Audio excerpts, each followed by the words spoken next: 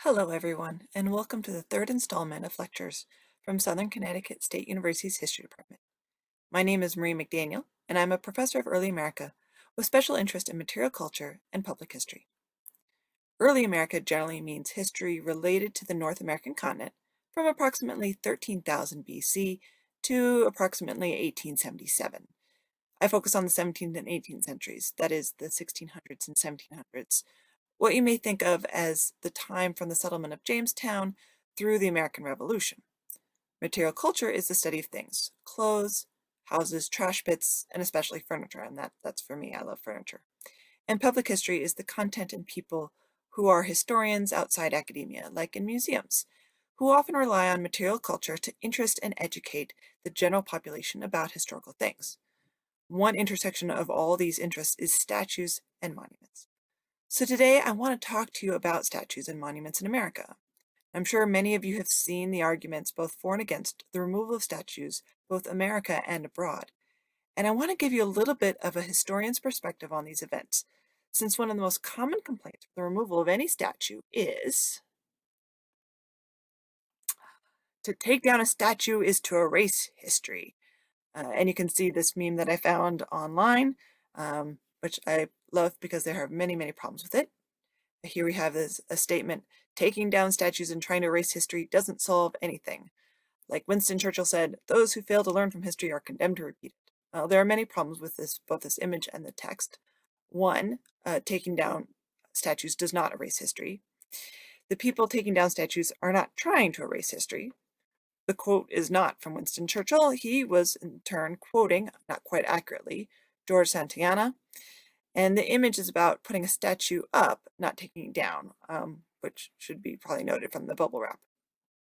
As you can imagine, my consternation when I see this phrase or similar sentiments, mostly because it demonstrates a strong ignorance of what makes up history. So, what is history? History is a term to describe the past and the story and that is anyone who is speaking, writing, crafting, that is, and tells, writes, speaks, or crafts about the past. So most people don't think we're actually changing the things that happened. They're worried that we are changing the story of the past. But the past is always filtered through the lens of a viewer, reader, and speaker. Historians get trained in how to view the events of the past to be informative and instructive, but that doesn't mean they don't have a bias too.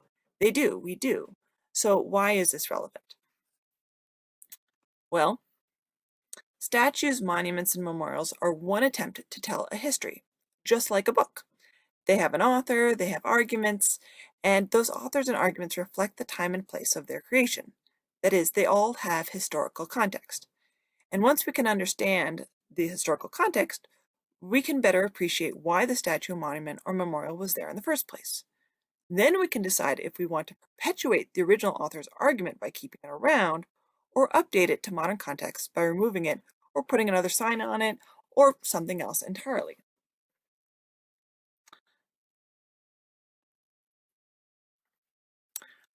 Now, I won't be able to give you the historical context for all the statues, monuments, and memorials in America that are under scrutiny, but I do want to talk about two general patterns of statues and monuments.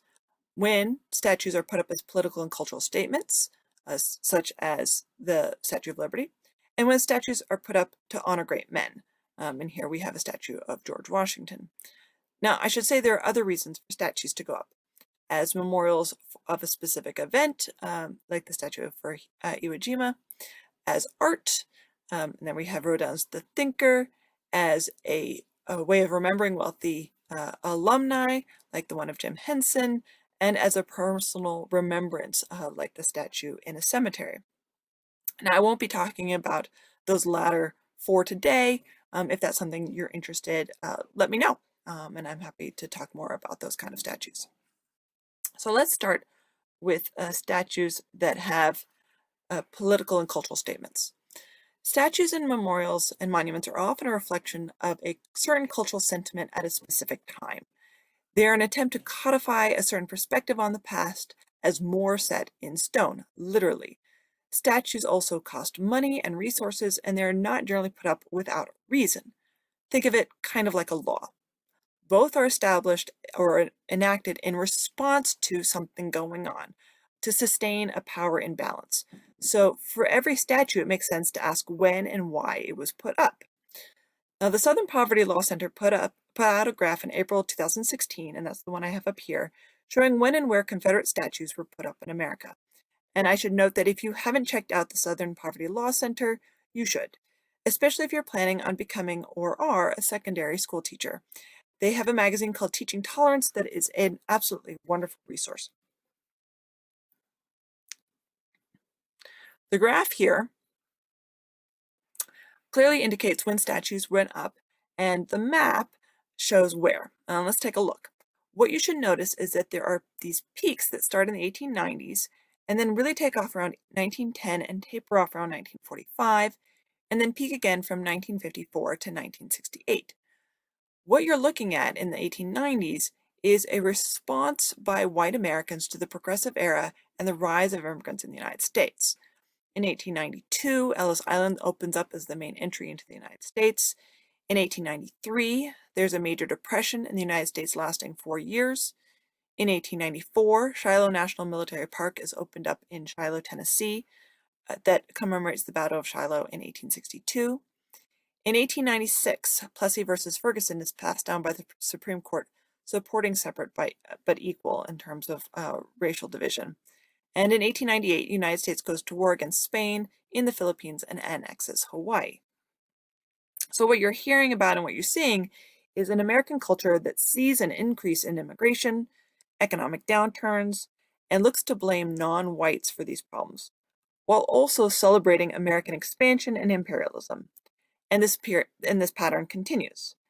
As America becomes more diverse, as the world gets smaller, as the ties around the world continue to grow, and as technology develops, cars, planes, tractors, and on, white Americans deal with that anxiety, that is, that they will lose their privilege as white, with increased parochialism and nostalgia of a perceived, and that's not an actual, previous culture.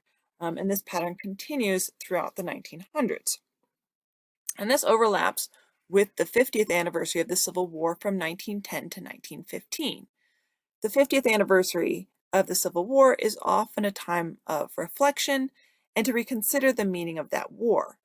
Completely absent from many of these celebrations were Black veterans of the war, and in the 1910s, when white Americans were creating Civil War reenactment societies, when these veterans were wearing their old uniforms and parading on the old battlefields, erecting new monuments, they were creating a memory of the Civil War as a shared experience among white Americans, something that all white Americans, either from the North or the South, shared to the exclusion of Black Americans.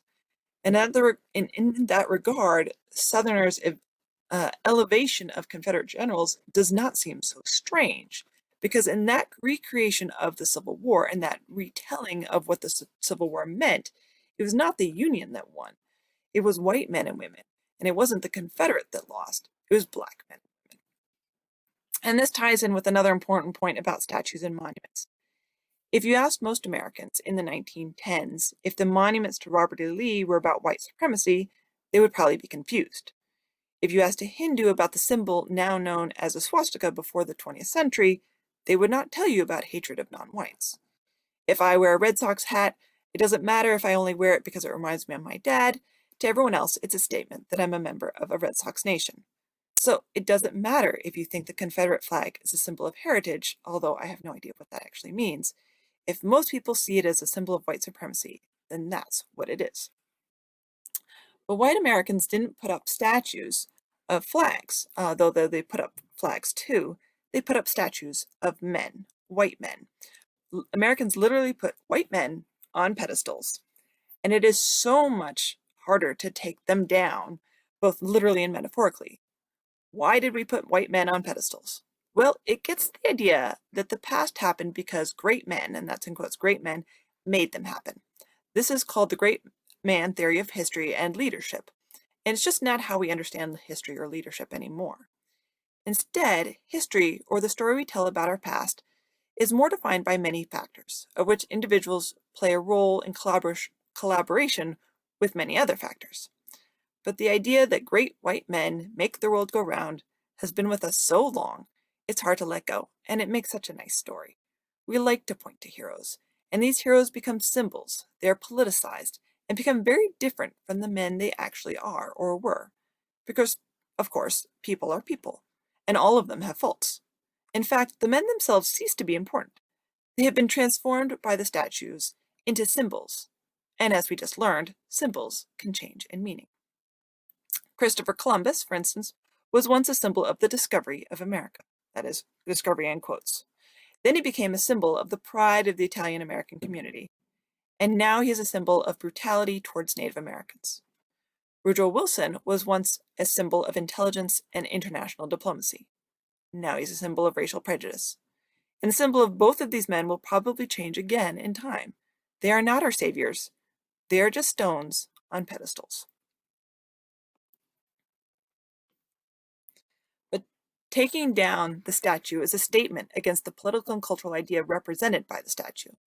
So when the Sons of Liberty pulled down a statue of George III in July 1776 in Bowling Green, New York, they were objecting to George III, and they turned his statue into 42,000 musket balls.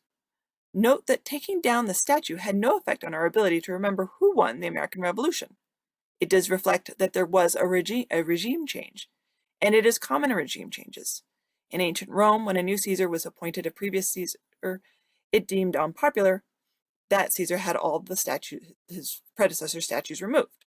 During the Protestant Reformation, many Catholic statues were removed and destroyed. During the French Revolution, many statues were removed, and Napoleon put up new ones, which were in turn taken down after the Battle of Waterloo. Removing statues doesn't change the past, but it is a signal that times are changing today. So if we manage to remove statues of white men and convince people that statues are not a good way of remembering the past, but a good way to notice the changes of today, how should we remember the past? I recommend reading a good book, taking a history class, listening to a podcast, and going to a museum, where you can still see many of these statues as relics of the past.